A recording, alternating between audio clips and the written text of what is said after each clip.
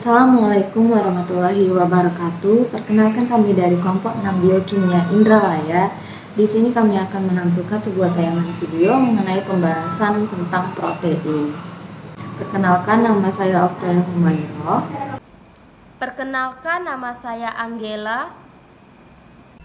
Perkenalkan, saya Suri Handayani. Saya Salsabila Anfinka. Tujuan dari penayangan video kali ini adalah mahasiswa mampu menerapkan pemikiran logis, kritis, sistematis, dan inovatif dalam peranan protein di dalam makhluk hidup. Pada materi kali ini kita akan mempelajari mengenai protein. Nah, kalian tahu nggak sih apa itu protein? Nah, sebelum kita memasuki pembahasannya, sebaiknya kita perlu mengetahui mengenai sejarah dari protein itu sendiri. Protein pertama kali ditemukan oleh seorang ilmuwan Belanda yang bernama Mulder pada tahun 1630, di mana protein atau yang dikenal dengan protos atau memiliki arti sebagai kehidupan. Mulder mengungkapkan bahwa protein adalah senyawa yang dibentuk oleh sel hidup berupa makromolekul berlimpah yang ada di dalam sel, yang menyusun lebih dari setengah berat kering pada hampir semua organisme. Nah, sekarang kita masuk ke pembahasannya. Protein merupakan molekul yang sangat vital untuk organisme, di mana terdapat di semua sel. Polimer pada protein disusun oleh 20 macam asam amino standar. Nah, asam amino tersebut memiliki rantai, di mana dihubungkan dengan ikatan kovalen yang spesifik. Kemudian, struktur dan fungsi asam amino ditentukan oleh kombinasi, jumlah, dan urutan dari asam amino. Sifat fisika dan kimiawi asam amino dipengaruhi oleh asam amino penyusunnya. Maka dari itu, protein dapat diartikan sebagai senyawa organik yang tersusun atas atom-atom C, H, O, dan N, serta unsur lain seperti S dan P yang membentuk unit-unit asam amino. Protein memiliki fungsi. Yang pertama ada reaksi kimia yang berupa enzim, yang kedua ada sistem imun yang berupa antibodi, yang ketiga ada struktur mekanikal yang berupa tendon, dan masih banyak lagi fungsi dari protein.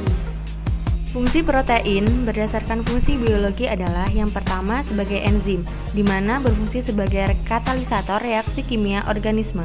Yang kedua sebagai pembangun berupa glikoprotein yang berfungsi sebagai penunjang struktur sel.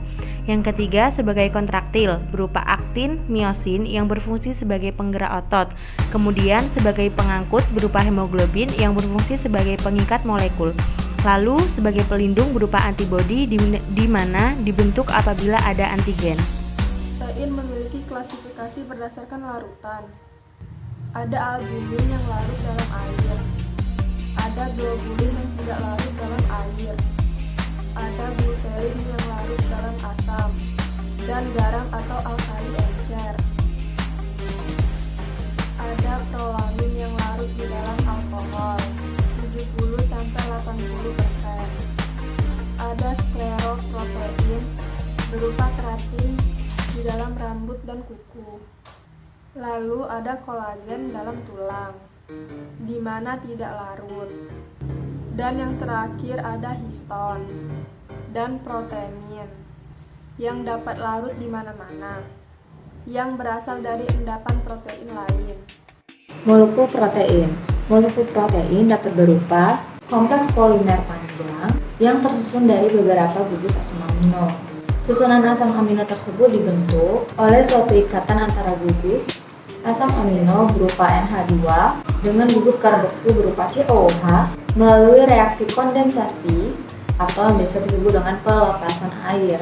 Nah, ikatan yang dibentuk tersebut biasanya dinamakan dengan ikatan peptida. Sedangkan rantai asam amino disebut dengan rantai polipeptida.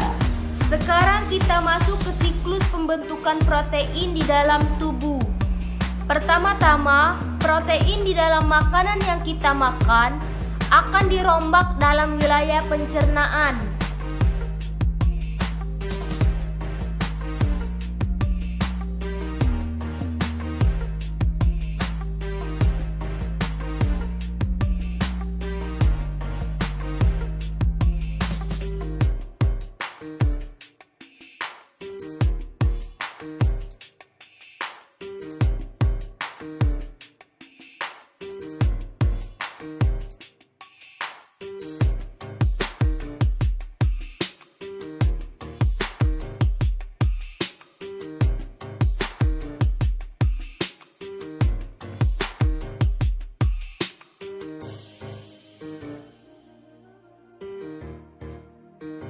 Kemudian, asam amino akan dilepaskan dan diabsorb dan masuk ke dalam darah, yang dimana akan disebut dengan asam amino darah.